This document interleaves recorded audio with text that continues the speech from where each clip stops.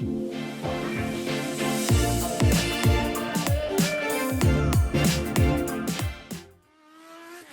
are listening to Know You're Crazy.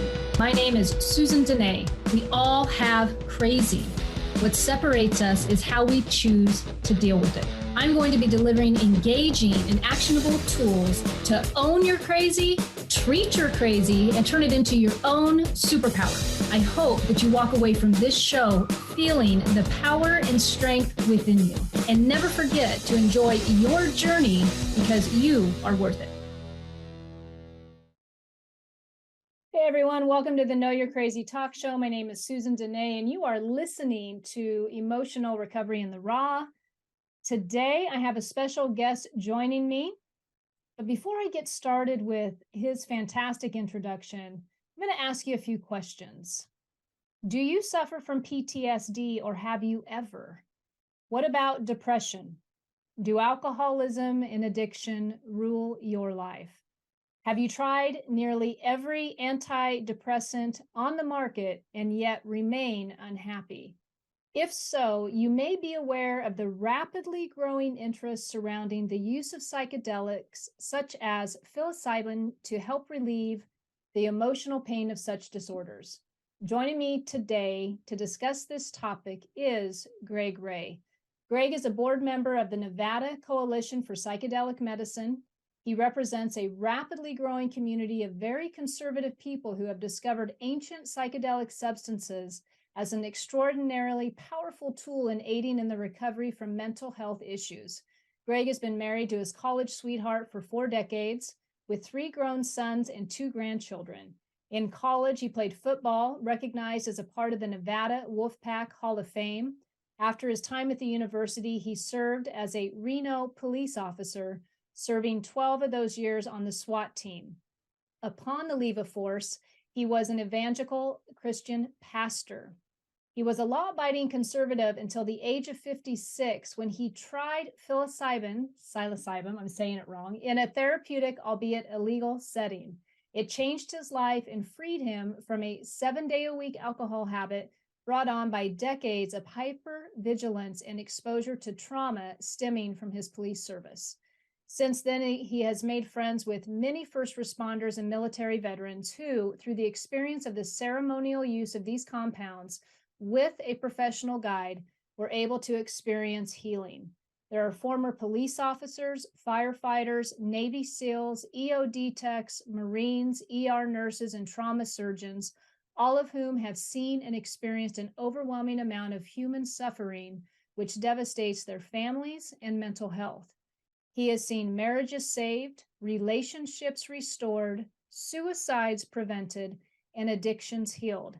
Greg would describe himself today as a semi-retired mountain bum who is passionate about skiing and mountain biking in the Reno Lake Tahoe area, and he is the founder and director of the recently formed Alternative Treatment Solutions, which is a nonprofit organization dedicated to bringing education, awareness, and financial assistance to first responders and military veterans to receive cutting-edge mental health treatment. Today, Greg will be offering us his personal story, along with helpful tools he has utilized to continue his mental health recovery, which includes surrounding himself with a supportive community. Greg, welcome to the Know You're Crazy Talk Show. It is an honor and a pleasure to have you here today to talk on this very important topic. I am just going to kind of break in with asking you to introduce yourself to everybody other than what I've already said maybe, but really interested in your story, how you got here today, the history behind that, and really just turn these reins over to you. Very good, Susan. Thank you so much. It's an honor to be here. Thank you for the introduction. And yes, I think my story is perhaps a little unique in this world because I come from such a conservative background. And it wasn't until I was 56 that I actually experimented with these psychedelic medicines to seek my healing. And as you mentioned, I was a competitive ball sports athlete, police officer, evangelical pastor, come from, again, a very parents from Kansas, the Nancy Reagan Just Say No. I literally, football days, participated in Just Say No rallies as a big Yeah. football player and all that. So just in this culture, this conservative culture of literally just kind of doing what we're told and trying to do the right thing for the right reason. And then I was a warrior or a soldier in the war on drugs, um, and all of that. And then, but alcohol was such a big part of my life through all those years. And as a police officer, it's really it's a big part of police culture still. Honestly, is the whole alcohol thing because you are locked out of doing illegal drugs, and you're exposed to so much human suffering and so Mm, much trauma, and you're just trying to quiet the voices. And I think that's just why alcohol has become such a part of that culture. And so it really had me pretty good. I mentioned the 7 day week habit.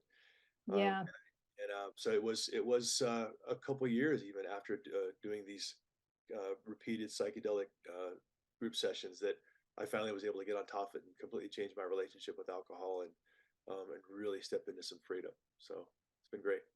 That is fantastic. So, talking about, and please help me because I Googled this even and hit pronounce psilocybin. Am I pronouncing that correctly?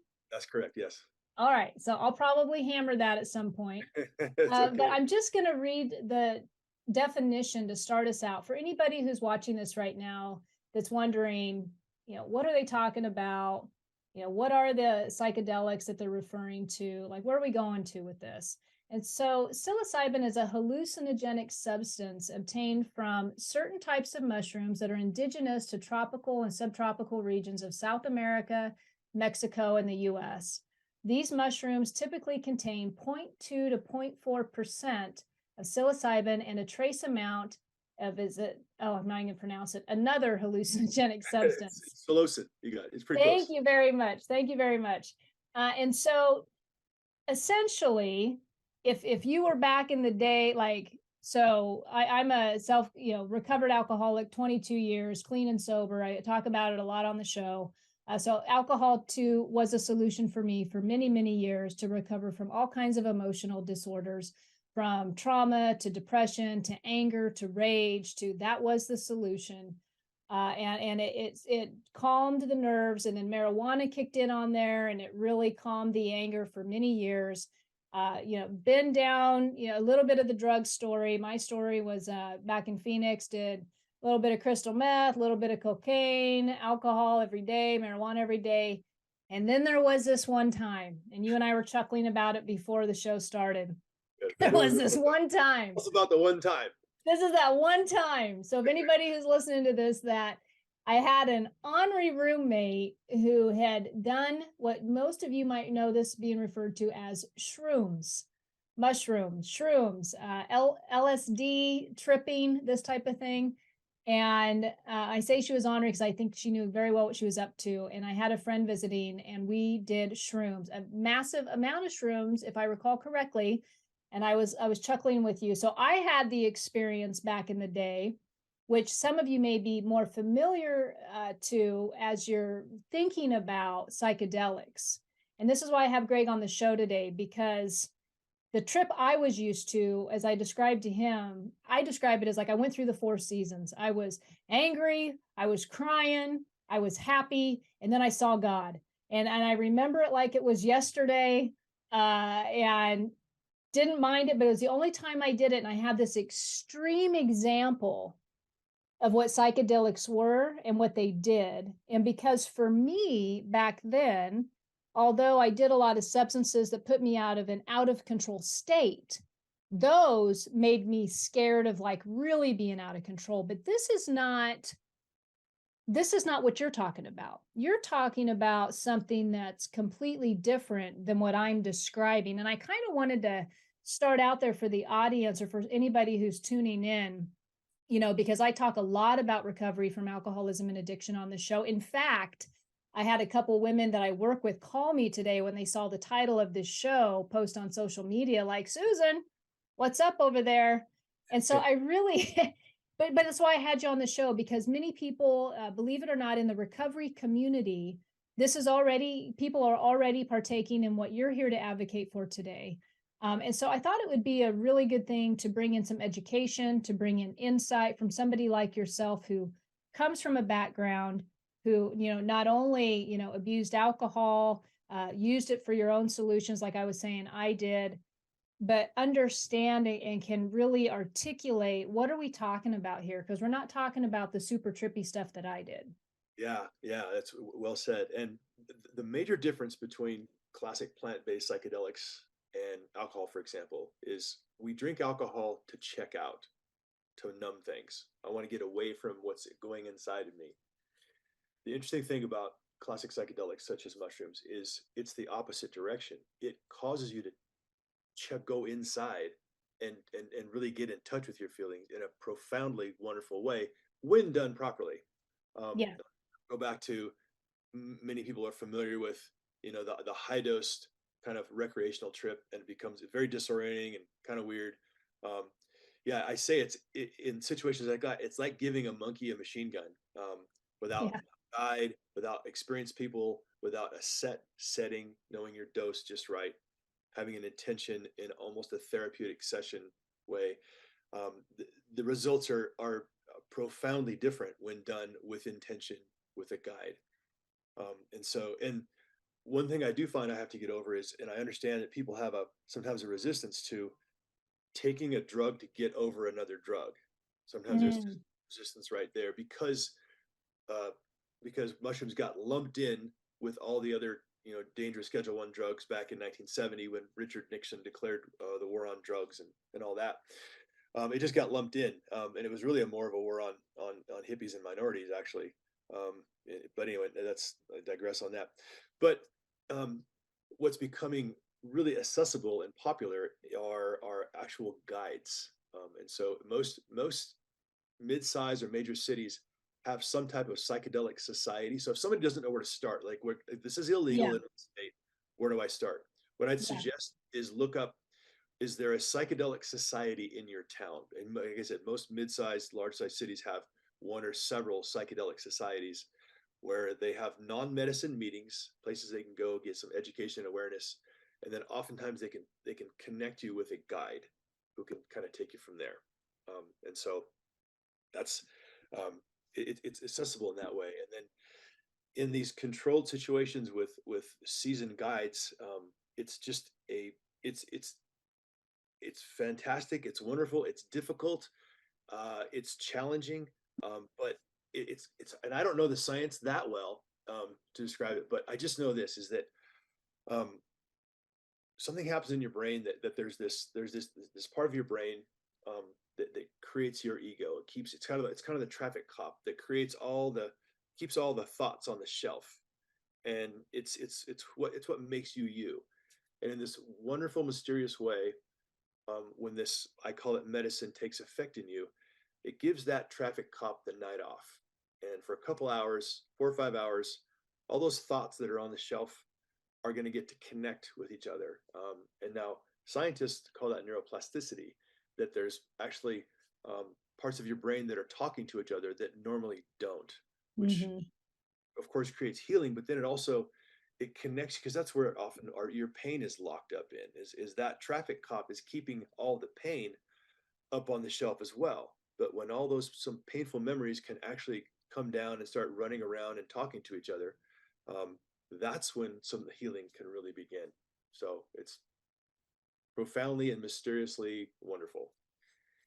Yeah, one of the things, as we were talking right before the show, I was sharing with you, as much as I've been in the recovery world for so many years and worked with many women, and other women have worked with me in sobriety. When it comes to this category of drugs, I was rather and am rather quite ignorant about it. So it was beneficial for me to do the research and to look into a couple things. And so things that you're referencing right now, I'm just going to add to what you've already said.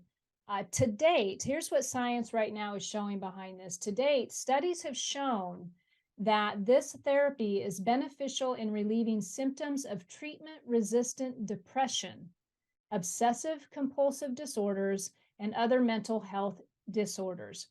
uh, due to the limitations based on it being a Schedule 1 substance. So Schedule 1 substances, if I can word this correctly, are going to be categorized probably by the government as far as being highly either addictive, and they base that on the medicinal use of the drug, plus the possibility of how addictive it can become. So it's classified, and this might be what you were referring to as far as I think you said back in the Nixon days, where that came from. But because it's a Schedule 1, the studies have been limited. But in 2009, John Hopkins Medicine established the world's largest psychedelic research center in order to start to dive into the medicinal properties from this drug. And one study found, and this is the one study I found out of the research that I did, this is the one I come across. One study found that taking uh, psilocybin in combination with talk therapy, significantly improves symptoms of clinical depression. Some study participants continued to experience benefits for as long as 1 year after receiving just 2 doses of the compound.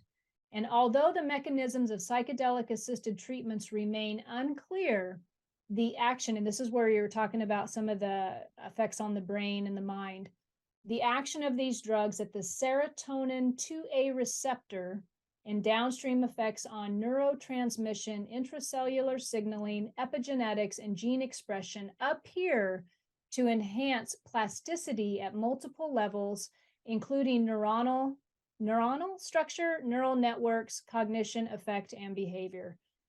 That is, in a nutshell, the science that John Hopkins has done. And as I was looking at that research, it was quite fascinating. They took the participants over a 1 year time frame, so 12 months, dosed them, periodically, and at the end of that, scored their depression at the beginning, scored the depression at the end. Plus, they did multiple different measures, spirituality, like all kinds of different things. And then then at the end they said, okay, where are we at on this with depression? 30% of that group had picked up their antidepressants again. And so they threw out that 30% of the folks because they couldn't get a clear reading. And they said, what's left? What happened in this group? And significantly across the board, depression was decreased over a year's time. And that was one of the best studies that have come out on what you're pertaining to right now. And how I found you, Greg, was I was at a healthcare conference talking to a peer of yours and had overheard him mentioning that he was going to be going to a ceremony. And I clued in on what he was talking about based on my own, influence around people. I know. And so then I inquired with him. But what I found fascinating, and I want you to talk a little bit about this if you don't mind, the reason I wanted to get you or him on the show was the aftermath recovery. Because as I know in sobriety, I can put down the drink or the drug, but then my emotional state is still hanging there. I can do in the 12 steps of recovery, I can do a fourth or a fifth step, which is pretty much I'm going to tell somebody all my truth and then have them, more or less be a mirror to me and then give me some feedback. I have had literally spiritual experiences where all the pain is lifted. The anger of my mother left, gone. Years just boom, gone. Yet, if I don't continue that practice, if I don't have some sense of follow-up and feedback with, in my case, community, there's a chance that I'm just going to digress again, right? And so there's this continuous willingness and desire to move forward once I experience this healing. And so I would like you to share on your experience, the aftermath. And so now that we kind of understand what the science is, because and maybe we should back up a little bit on the actual journey. Yeah. Because I know you mentioned the guides and what's that about, but maybe you could go a little bit more into what exactly you're talking about with that, like that setting, that kind of thing. Yeah. So there's a couple different ways to do it. Probably the majority of guides do, maybe they'll have a couple of people, um, and you're in an eye mask and headphones with some music, and you're kind of by yourself, and they'll dose you, and they're monitoring you, monitoring your vitals, but you're in an eye mask, and you're in your music and you're kind of in your own world. Another way to do it is the group style, where it might be a combination of MDMA and psilocybin, and it actually you're with a group and you're actually talking about things while you're experiencing this mushroom high. So that's kind of the two different methods of doing it. I have to say this: the foundation of the mushroom experience is that um, there's this transcendent and almost overwhelming recognition of oneness with Mm. all the universe, and that in this mysterious way, there's this amazing peace, and everything's okay, and you have this almost overwhelming experience of just wanting to connect with all sentient beings, and just that in and of itself as an individual is such a powerful experience, to just know that inside of your brain are the thoughts of just absolute bliss and peace. And so just that's really the foundation of it. And so from that, Do you think when people experience that level of connectedness, that it does a really fine job of kind of putting everything in the right size? Do you know what I mean by that? Like, we have a phrase in our community hmm, that the opposite of addiction is not sobriety. The opposite of addiction is connection. there you go. The Yep. opposite of addiction is connection. And so being connected to yourself, first of all, that everything is okay within me, and then everything is okay with the people around me, is the foundation, I believe, of our Mm, sobriety. And yeah. it's where it all begins. And what the misunderstanding many folks have is they think that they have to keep doing, like much like classic psych medicines, where you have to keep dosing yourself on a daily, weekly basis for that to have an effect. That's not how psilocybin works. It's essentially like a microsurgery in your brain, and you are shown essentially a room. Like there's a door in your brain that you got to access inside that door and go, oh my goodness, I got to enter this room, and inside this room it's everything is wonderful and peaceful. And then when the experience is over, you can't unsee that room then. And so you then have access by your will and by your decision to go, oh, there's a different way to be. There's a room in my brain where everything's okay. And now in my sober state, I can have the new tools to be able to walk into that room really anytime I want to. So And have a new reference point, would you say? A new reference point, a new memory of it being, a shift in perception, that type yes, of absolutely. experience? Yes, Yeah. that's it. Because once you see that room, you really can't unsee it.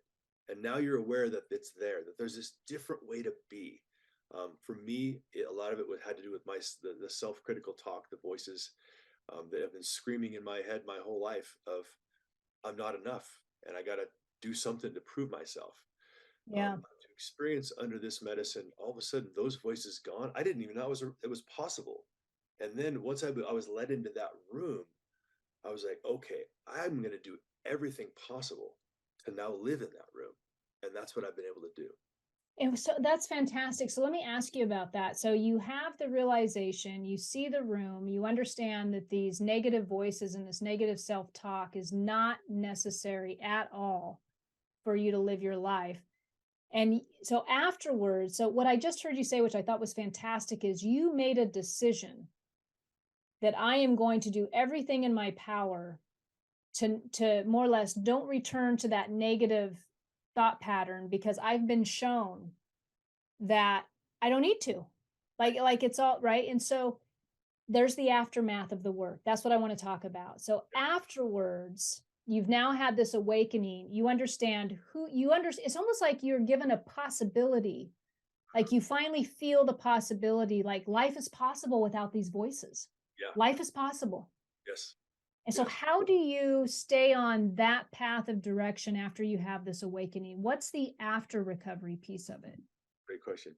First of all, I would say that there are the integration, we call it, that happens after a psilocybin um, experience, it literally can take several days or even weeks to unfold those things that happen inside your brain. Mm, I believe part of that is because it's such an intense experience, and there's so many thoughts that just rapid fire happen, and all these synapses that connect, and all these things that happen, that you we only have the ability to synthesize it at such a certain rate.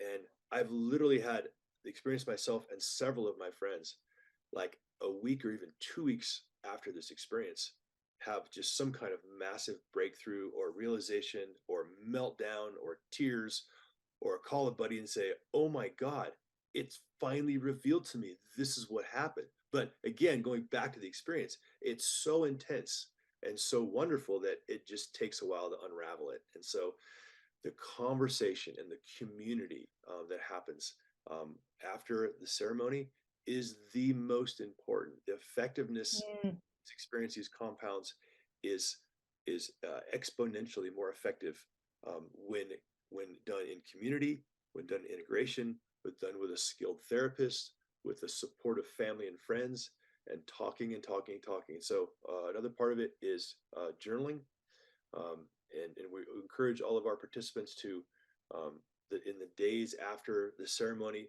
to just journal. And I literally just to look up, just about a month ago, we had a guy who did his very first ceremony, had never journaled a day in his life. mm. And after that ceremony, he had like 100-page journal, and he had it filled out in like a week.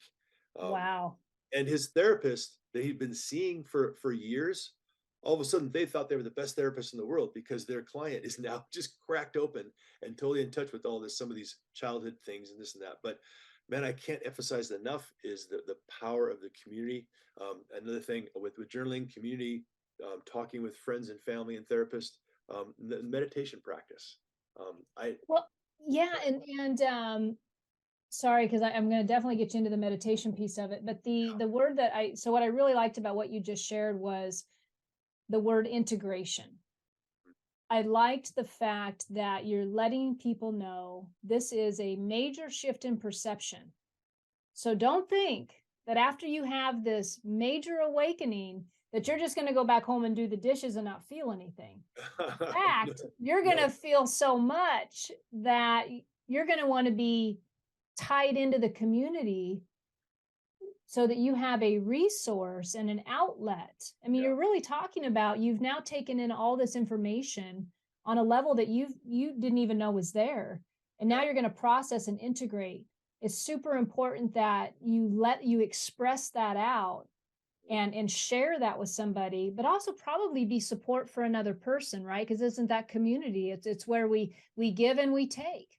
yep, We give and we take. We give and we receive. Maybe that's a better word. We give and we receive. We give and we receive. It's an exchange of experience. It's exchange of emotion. It's an exchange of emotional intimacy with one another. right, But I like the fact that you're letting people know this isn't something that you just come home and mm, go back to doing stuff. I mean, for a gentleman to write hundreds of pages of journal yeah, who has been in therapy, I'm assuming for a while, yes, it's like I like to describe you've got a balloon. When I love it when I work with somebody who's just ready to go. Like you can tell they've been filling up their balloon, and then all of a sudden they let the air out and they're just boom, they're ready to go. Right. I mean, that's kind of what I'm visioning when you're telling me, like once they unplug and out comes everything yep, and the awakenings and that community support is absolutely necessary. absolutely. And actually, it's good to mention too that after one of these ceremonies, there's a good day or two where you're actually kind of fragile. Yeah. The next day you're exhausted. Um, it's really kind of a difficult, intense experience. And Yeah. we tell everybody, man, don't make any major decisions for a solid 2 weeks. No, don't get married, don't get divorced, don't go buy a new car, don't quit your job. Yep. Let things settle. I mean, it's really, it's not to be taken lightly. It's very, you're in really a very quite a fragile state. And another really wonderful part about most of the communities that do this work is there's some rules about sharing in the integration about first of all, the basic rule is that every person has all the answers inside of them for all of their problems and all their Yep. situations. The magic is between the community and this medicine, it's just creating an environment where those answers that are inside of you are going to get unlocked. So it's really important when we're working with each other to listen, ask questions, and stay away from our advice. We have Yep. a big fat rule is nobody gives advice. You can give a reflection. The difference between a reflection and advice, reflection is, hey man, when this happened, I saw this was wonderful that you said this or that, and we shared this experience, whatever. But man, we just really honor the fact that all the answers are inside each individual for their situation, and this is just about pulling that out. It is so important. I mean, one of the principles that even we practice in the rooms of recovery is no crosstalk. And people get all on fire in AA about no crosstalk, right? But it's really at the foundation of what you just shared. It's about sticking to my story, coming from my experience, and not telling you what I think of everything, and not telling you what my advice would be, right? It's such a powerful tool and skill. And it actually, it's really, and especially I came from an evangelical church background where the culture in that thing is you had to have a scripture for everybody. You had to have Yeah. an answer for everybody, especially as a pastor. You're supposed to be like the Bible answer guy. And so it was so wonderful to retool myself and just, it feels kind of powerless at first because you're just like sitting and listening to somebody and going, I'm just here. Yeah. I don't have any answers for you because they're inside of you. But then you really start to understand the magic of presence and Mm. just listening and showing up for people and shutting up with your opinions and just being there for people Mm. is so incredibly powerful. So I have got to ask you, being an ex-police officer, Yeah. a decision maker, somebody Oh, who I can only assume if you're on a SWAT team, but you've also taught. So I love this topic right now because you're talking about, like in the introduction, in your bio, we're talking about ER nurses, trauma surgeons, military, all decision makers, all people who are just meant to make the decision at the time. Let me tell you what to do.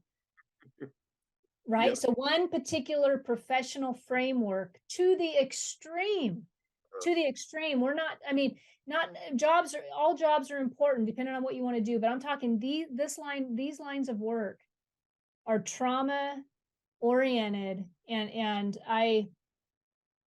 you witness so much pain, but Yeah. to be in that decision making role and then reverse that Yep. and have to quietly, humbly sit and listen. Woo, I bet you that's a learning Oh, curve for you folks. the timing of this is great. Just last night, once a month, we have our Monday night, we have an integration circle. There's no medicine involved. It's a sober group. Yeah. Just last night, we had our monthly integration meeting, and it's just like I mentioned, it's SEALs and cops and firefighters and medics and all these, like you mentioned, it's super decisive, fix it people. I mean, Yep. somewhere in our childhood, we went, oh, my superpower is going to be fix things. I'm going to just come and help everybody, you know? And yeah, exactly, right? Me too. And yeah. And so then we go, oh, wait a minute. Okay, there's a childhood wound right there. So we already have all this trauma because there's a reason that we signed up to jump through all Mm. these hoops and go through all these really intense schools and experiences and all Yeah. that. So we're already messed up in our head because we're trying to be somebody important. Then Yeah. you take that very difficult broken person and you expose them to just years and years and years of trauma and human suffering, and you wonder why we're a little bit wrapped around the axle. But so last night we have our meeting and we had like 4 new guys, and it was just so fantastic because a couple of guys just showed up and just said, look, I'm just tired of fighting this fight by myself. Mm. And just the So powerful. humility of sitting in a room with a bunch of leathernecks that are a bunch of intense fix-it cats. But the culture in that room is, look, we're just here for each other. We're here to hold space and to listen and to just be a presence with each other. And everybody can leave their Mr. Answer jacket at the door. Nice. Really just got to be there's almost like a childlike innocence that's just A oh, surrendering. oh, it's a surrender. Exactly. It's the surrender. Surrendering, right? Yeah. Like Yeah. surrendering to have to fix everything. Surrender, just be, yeah, the whole I'm tired of being tired. I mean, I'm tired of being sick and tired. I'm tired of being sick and tired, right? We have a phrase like you leave your armor at the door, your armor, Yep. your sword at the door. you're safe here and you can let down, and it's a wonderful experience to see how quickly those folks will just lean in and take their armor off and bare their heart, and there's tears, and it's Mm. fantastic. It's just wonderful healing. Yeah. Yeah. What is one of your favorite stories, either of your own or somebody that you've witnessed recover from? I'll use my recovery words, from a hopeless condition, right? Whether that's a hopeless emotional, mental condition, whatever that may be, whatever level that might be at. What is one of your favorite stories?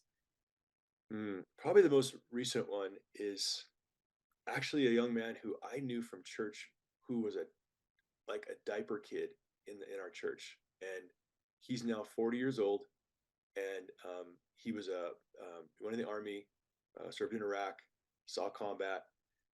He had a fairly traumatic childhood, really rigid family, religious family system, and but he was the guy who was just wore a white hat, and instead of rebellious, he just became a good guy, and Mm, really really hard just to do the right thing. Married young, had kids, has a good career, but had some combat trauma from Iraq, and just like we talked before, just was trying so hard to, really wrestle with alcohol, um, and just trying so hard to figure things out and be a good man. But he was just trapped in these patterns, these kind of dysfunctional patterns with his um, wife, and the marriage was struggling, and fathering issues were struggling, and he just didn't have the tools he just didn't know why things weren't gonna work. And yeah, I ran into him, and the next thing you know, he had did his first ceremony, and it was literally like, because like we talked about, someone who's trying so hard, and then all of a sudden they just get a little help over the fence with a really powerful experience, and man, this guy's just taken off, and there's mm, been so much healing in his personal life, in his marriage, his perspective as a father. He's just um, so radically changed so quickly, and it's almost to a man in our group, that story over and over and over. Like we had another a firefighter who just, I mean, something that's really surprising me is I'm just seeing how many first responders struggle with suicidal ideation, yeah, and just that seeing these horrible experiences, and these just all this yeah, human trauma, and then most of us have really strong self-critical voices, and just the tendency of, look, I'll do anything to silence these voices. I'm tired of silencing these. I'm tired of this, and so I'm I'm surprised at how much I see that. And guys in their first and second ceremony, and they're like, they're gone. Those voices are gone, and the suicidal wow. ideation is just gone. And so I see that story over and over again. Yeah. It's such a wonderful thing to witness somebody's recovery, but then to see the gifts when you see, and it was in your bio. That's why I wanted to talk about it.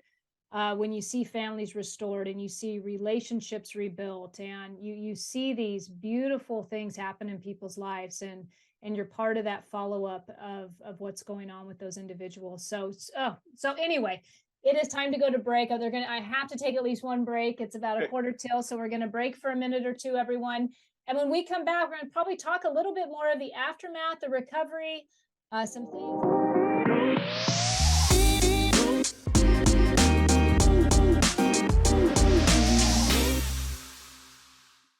Hey everyone, welcome back to the Know You're Crazy show. My name is Susan Denee, and you are listening to Emotional Recovery in the Raw. Today, you are listening to myself and my guest, Greg Rea, talk about the use of psychedelics on mental health. Greg has extensive history and experience working not only on himself in regards to his own mental health and recovery, but also other people in the same line of work as him, such as just, I think a good way to describe that would be hyper vigilant roles of employment, such as SWAT team, ER, surgeons, military, individuals who have witnessed and experienced trauma on extreme levels. And now there seems to be a solution that has been presented that's helping many people recover. And psilocybin is the one. And so Greg is joining us today with a fantastic discussion around this topic. And now that we're wrapping up, because I knew this hour was going to fly by, but there were a couple things I wanted to talk to you in addition to what we've already talked about. One of them was the bill that you've been passionate about advocating for, SB 242. If you'd like to talk about that. And then afterwards, I want to get into your new nonprofit that you began and give you an opportunity to share about that also. Wonderful, thank you. Yeah, Nevada Senate Bill 242. The original thrust was to decriminalize the possession and use of psilocybin mushrooms. I'm part of the Nevada Coalition for Psychedelic Medicine, and it eventually was passed. It was signed by the governor into law. It was reduced to a work study, which is totally fine. So for the next 2 years, between now and the next legislative session here in Nevada, there is a funded group of 14 professionals that are tasked with doing studies. And both universities, Nevada in Reno and UNLV down in Las Vegas, their medical schools now will have the ability to legally access these compounds and conduct their own trials. And That's so a significant win. it really is. And so the great part now Yeah. is in 2 years, this group will be tasked with then presenting to the legislators, okay, what types of laws should we pass or not based on our own research that we got the ability to do. So it was a huge win. And again, being law enforcement, it was really fun to be able to go into, because we had to get, the Democrat vote was easy because most of the Democrats are okay with the hippies having their trucks, right? We needed the Republicans, and so Yeah. myself and another guy, he's a former Navy SEAL, I'm former law enforcement. We would go into these lawmakers' offices and just tell our story and say, hey, look, these aren't the drugs you thought, and it was wonderful as we told our stories to be able to like really get these folks to flip and get on our side and actually advocate for it. So the first responder and military veteran component is really quite strategic in these legal environments because we have a voice of kind of a voice of reason, and we've incurred a lot of the suffering and pain by trying to enforce these drug laws that are really kind of backwards. So anyway, it's been fantastic, and it was kind of fun to be part of a little bit of history here in our state of Nevada. Well, I thought it was fantastic. The video that was sent to me was you testifying for them, and it was really good. I mean, that's where I really pulled a lot of the information from you for this show, and I thought your presentation was fantastic and a huge win for you guys. So congratulations on that. Thank you so much. It's just Yeah. wonderful to try to get people that need this the most to get in their hands in a legal way. Yeah. Yeah.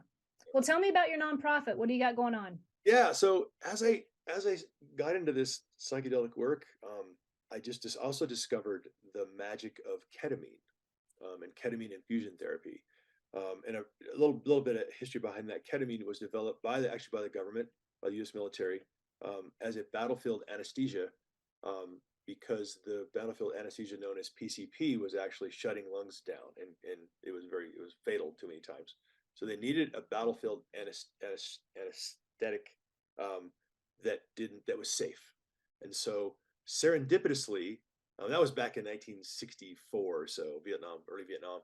Serendipitously, they found out that when given about a mid dose of ketamine, it really mimicked a psychedelic psychological experience, and just accidentally, these soldiers were coming out of these radical experiences, and this ketamine was showing them, like I mentioned, kind of showing them a room in their mind, Mhm. and really freeing them from alcohol problems and PTSD and addictions and all these kind of things. So about 20 years ago, it was made legal for ketamine doctors to have clinics to do ketamine infusion therapy.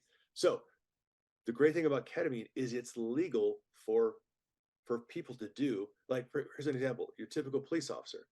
It is not a good option for them to do psilocybin. They're committing a felony I to see what you're saying. get their own healing. So we're telling, no, if you're an active duty police officer, it's not an option for you to do illegal drugs. However, there is another thing. If psilocybin's about a 10, I would say ketamine's about an 8.5 as far as its effectiveness. Um, and so the only problem with ketamine therapy is it's relatively expensive, and hasn't been around long enough to be covered by most insurance plans.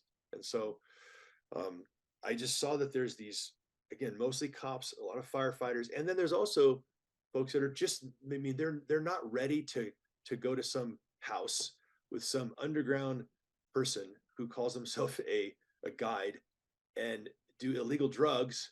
It just sounds it's a little too risky, but they'll go to a doctor's office one-on-one and have a consultation with a doctor, and then have a series of infusions, about an hour each, and really get almost the same effectiveness as you would from psilocybin. So my nonprofit foundation, I started to, again, bring, a lot of it is just education. Like you talk to your typical cop about ketamine and all they know it is a street drug. They don't maybe even know that it's and is it fair to ask or to say that these individuals who are under this level of stress, or say depression, whatever it is they have going on, that they've already attempted the traditional routes of healing? Yes. Would that be talk therapy, antidepressants? Like, they've been through the rigmarole. And ketamine, and I don't know enough about ketamine. I know, like, in the back of my mind, there's something telling me that people in recovery are more scared of ketamine than they would be of ayahuasca, just for addictive reasons. But I don't know enough about that to really talk eloquently about it. Right. But I'm assuming, based on what you're sharing, is it's in a similar ballpark. But this is an example of, we've tried everything and we're still looking for the breakthrough. And this medicine, is what you're saying, can give a similar impact, and it's legal, and they have access to it, being in the roles that they're in, to where they could have that experience and then still, after this, follow up with group, community, everything that you've talked about already. Is that correct? Yes. So Yeah. the ketamine treatment, it's not the kind of thing where you have to have a little ketamine every day. Gotcha. No, it's a transcending experience to show you that room in your brain, to then go, oh my gosh, that room exists. And then through traditional methods like talk therapy, meditation, community support, it's then incarnating and walking out that Gotcha. progress. Yeah. So we don't recommend somebody be in ketamine therapy for more than 12 months or so. Gotcha. If they still need more of that ketamine after 12 months, they're not pulling their end of the rope. Thank you. Yeah. Thank you for saying that. Yeah. So I think, like with everything else, there are avenues to healing. There are many avenues to healing, but at the end of the day, we are still responsible for our choice in how we address those avenues, and how we continue to have willingness to keep moving on in the healing process. And that responsibility is always going to come down to us as individuals. So these wonderful medicines are out there for you. There's wonderful recovery out there for you, no matter what angle or what growth, whatever you're after, in order to heal emotionally. Because at the end of the day, in my opinion, we are all meant to be happy, joyous, and free most of the time. Yes, life is life, but life is meant to be lived. I like to say often, I did not get sober to be miserable. I did not get sober to be miserable. I got sober to live a life full of happiness and joy. So when the closer to that I am, the better off I am, but I got to work at it. Happy doesn't land in my lap. I work for it. And so anyway, well, thank you, Greg, so much for being here. It's been a pleasure talking to you. Thank you for being on the Know You're Crazy show. Fantastic stuff. So for anyone wanting to get a hold of me, you can do that at my website at susandenee.com. You can also reach Greg at his Facebook page. I believe it's probably just Greg Rea, REA. Is that correct? And if you wanted to get a hold of him, you can also just reach out through me, through my website. Be more than happy to put you in connection with him. All right, everyone, have a fantastic Tuesday evening. Thanks for joining us. Bye. You have been listening to Know You're Crazy. Crazy. And my name is Susan Denee. We are identifying, understanding, and treating your crazy one episode at a time. Tune in to transformationtalkradio.com. To connect with me or Growth Spurt Your Life, please visit susandenee.com. That's Susan Denee, DENEE.com.